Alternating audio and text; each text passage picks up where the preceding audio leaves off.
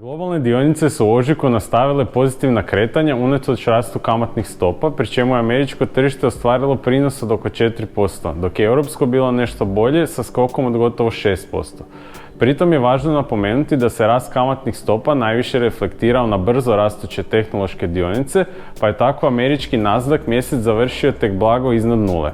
S druge strane, pozitivnu dinamiku na tržištima nastavile su predvoditi cikličke i takozvane value dionice, koje više profitiraju od rastuće inflacije, gospodarskog oporavka te nove runde američkog fiskalnog stimulansa. Dodatno, tržišta i dalje gledaju dosta u budućnosti i u velikoj mjeri zanemaruju činjenicu da cijepljenje u EU napreduje značajno sporije nego u SAD-u ili Velikoj Britaniji, odnosno čini se da se ostali sudionici zasad slažu s našim mišljenjem da će druga polovica godine donijeti normalizaciju života i snažan gospodarski oporavak. Sličan sentiment vidljiv je i u realnom sektoru, gdje su ankete za ožujak pokazale sve veće povjerenje potrošača kao i znakove nagomilane potražnje u proizvodnom sektoru.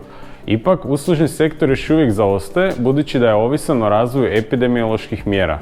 Takva dinamika daje nam određenu potvrdu da se trendovi vidljivi od početka godine mogu nastaviti, posebice s postepenim povratkom uslužnog sektora.